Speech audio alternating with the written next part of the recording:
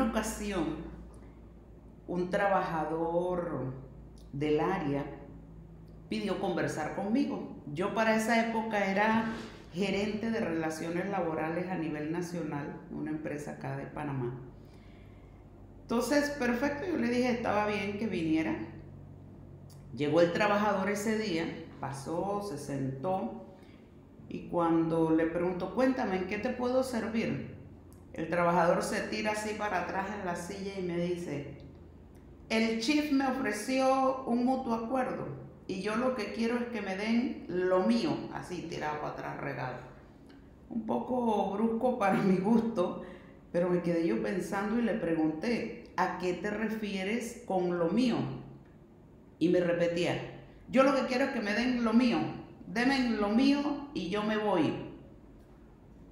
Bueno, vamos a ver ahora qué es lo mío y qué es lo adicional que yo puedo obtener con un mutuo acuerdo y si realmente te conviene firmar un mutuo acuerdo.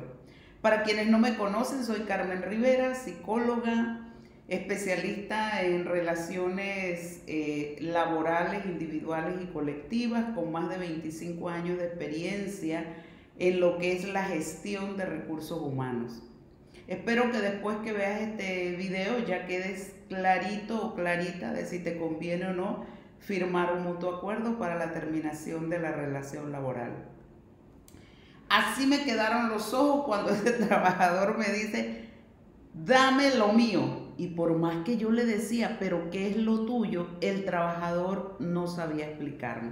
Entonces ya cuando yo me di cuenta que él no sabía exactamente lo que estaba diciendo, yo me tomé un papelito y a mí me encantaba explicarle, mira, esto es lo que te corresponde por derechos adquiridos, que es lo que me imagino que tú te refieres con lo mío. Ahora, si tú realmente estás pensando en indemnización, dices, sí, eso es lo mío, eso es lo que yo quiero, entonces no lo estaba pidiendo. Vamos a ver en detalle qué es lo mío y qué no es lo mío que tengo que negociar.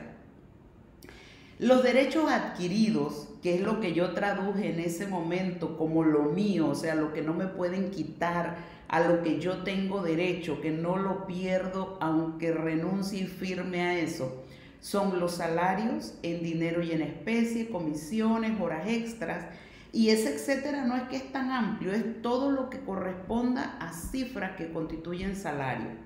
Vacaciones, 13º mes y la prima de antigüedad para quienes tienen contrato indefinido. El mutuo acuerdo hace referencia a un acto que expresa la voluntad de las partes. Es una causal determinación de la relación laboral establecida en la ley siempre que conste por escrito y no implique renuncia de derechos. Lo mío, como yo les decía, es los derechos adquiridos, o sea, el pago obligatorio que tiene que hacerme la empresa. De salario, vacaciones, 13º mes, prima de antigüedad si es contrato indefinido.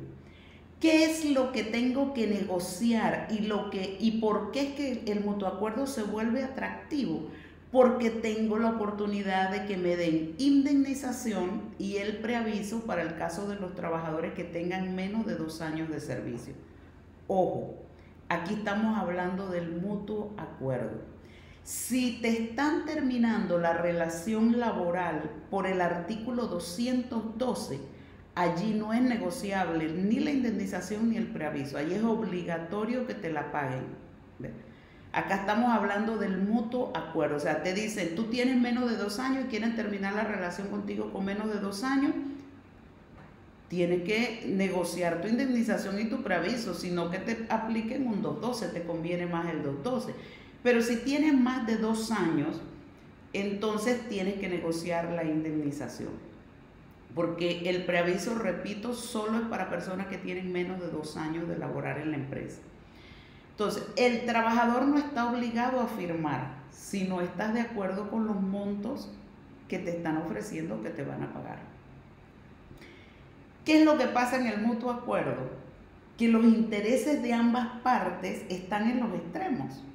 Por un lado, la empresa quiere que te vayas, por decirlo así de una forma grotesca, o quiere terminar la relación laboral contigo, Lo cual yo les he comentado muchísimo en mi cuenta de Instagram, Clima Laboral 2020, que ese no es el problema.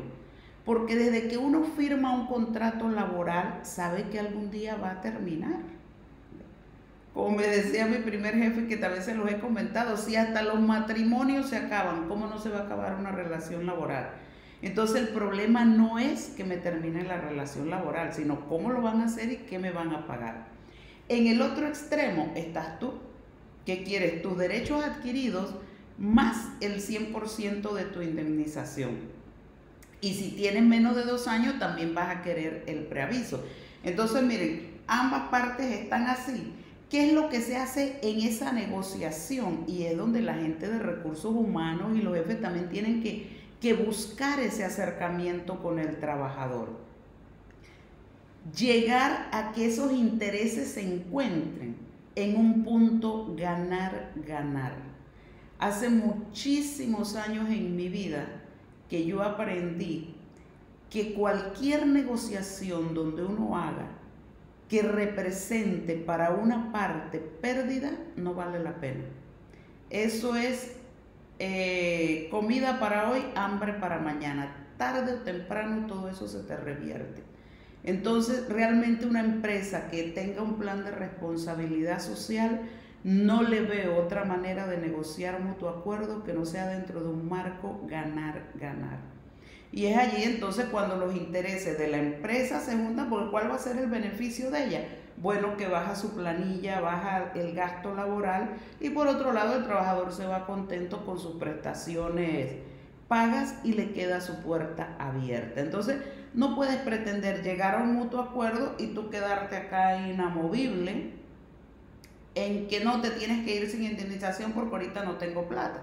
Eso me recuerda cuando negociábamos en convenciones colectivas e iba un representante de finanzas, a veces me acompañaba y se sentaba a la mesa y cada vez que escuchaba algo que era plata decía, no, así se paga, no, eso no va, no. ¿Qué negocias? ¿Qué manera de negociar es esa?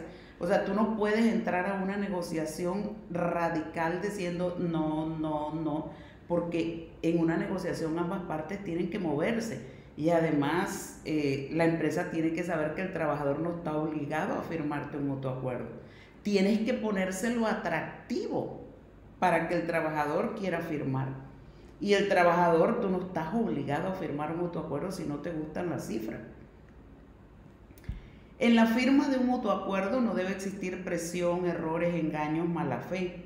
De haberse dado lo antes descrito, el trabajador con pruebas contundentes puede solicitar la nulidad del mismo ante las autoridades de trabajo, aduciendo despido injustificado, reintegro, indemnización y salarios caídos, siempre y cuando el tiempo establecido para exigir este derecho no haya prescrito. ¿Qué es la prescripción? El tiempo que se le da al trabajador para que haga valer sus derechos. Prescribirá en 60 días hábiles el derecho del trabajador de reclamar reintegro e indemnización por despido injustificado. El reclamo por la sola indemnización por despido injustificado y demás prestaciones derivadas de la terminación de la relación de trabajo prescriben al año.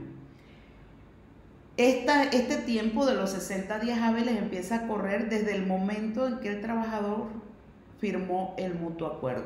Aquí voy a tirar un momentito para atrás en esto. Miren, definitivamente que si hubo presión, error, engaño, mala fe, el trabajador puede invalidar el mutuo acuerdo. Sin embargo, debe asegurarse de tener pruebas contundentes. Yo le digo, en mi experiencia, nunca me anularon un mutuo acuerdo, pero tampoco jamás utilicé esos factores para realizarlo. Así que puedes hacerlo siempre y cuando tengas las pruebas contundentes. En el documento de mutuo acuerdo deben detallarse todos los pagos que se le realizan al trabajador, ya que no pueden dejarse de pagar los derechos adquiridos, o sea, lo tuyo, por decir así, salario, vacaciones, 13º mes, prima de antigüedad si eras contrato indefinido. Cuando estos pagos no son mencionados en el pago del mutuo acuerdo, se entiende que no fueron cubiertos. Aquí abro un paréntesis, porque puede ser que tú tenías contrato definido y te están ofreciendo un mutuo acuerdo. Entonces, dentro de la indemnización que te tienen que pagar, es los meses que estaban pendientes del mutuo acuerdo. ¿Qué pasa con los trabajadores que tienen fuero? ¿Pueden firmar mutuo acuerdo? Sí, porque el mutuo acuerdo, digamos, si se da como debe ser, no es un despido, es un acuerdo entre las partes. Y se entiende que el trabajador es suficientemente maduro, por decir así, para firmar también un mutuo acuerdo. Así como firma un contrato de trabajo, también puede firmar un documento que finaliza la relación laboral, pero que sea un mutuo acuerdo de verdad. Entonces el trabajador con fuero dice, me deben pagar los meses de fuero, negócialo.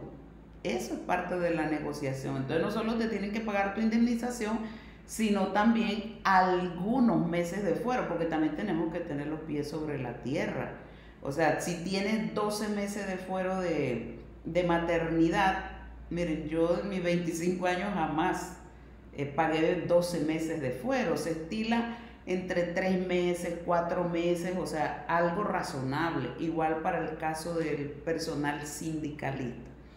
En el caso de las personas enfermas, miren que ese ahí sí que es algo muy delicado, porque ¿qué pasa? Cuando la persona firma mutuo acuerdo, esto lleva a que la tienen que sacar del seguro social y puede perder la cobertura, pues, que necesitan el seguro, en el oncológico, el lugar donde vaya para atender su enfermedad. Entonces, estos casos sí son muy difíciles, por lo general llevan muchísimo tiempo.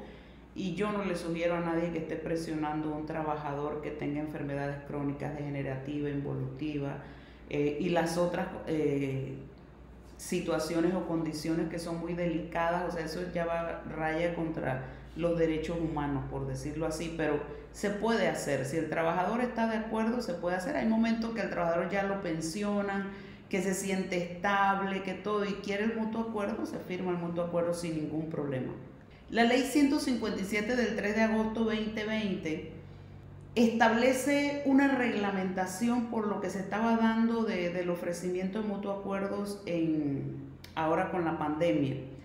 Lo condiciona que debe ser por escrito la propuesta que se presente al trabajador, deben darle 2 días hábiles para que responda.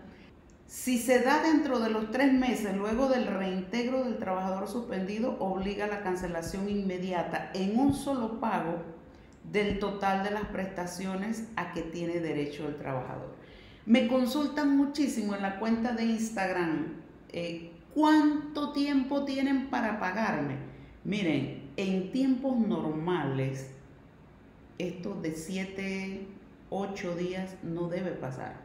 Ideal que si te están terminando, oye, ya con lo difícil que es el momento, págame mi plata y te paguen el mismo día. Yo creo que eso es lo mejor que le pueden hacer al trabajador, porque bastante es con la mala noticia que ya se está llevando.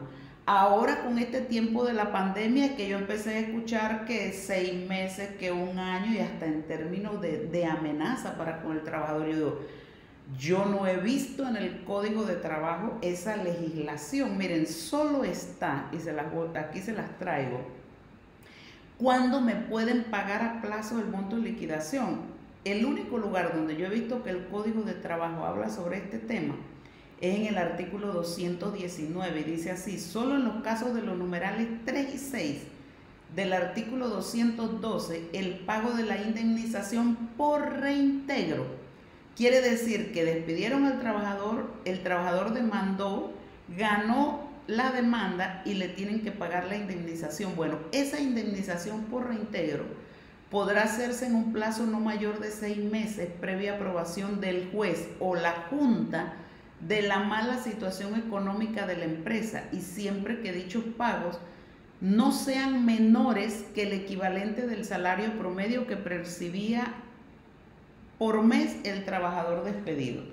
Entonces, vayamos un momentito al artículo 212. ¿Qué dice el numeral 3 y 6? Miren, dice así el numeral 3.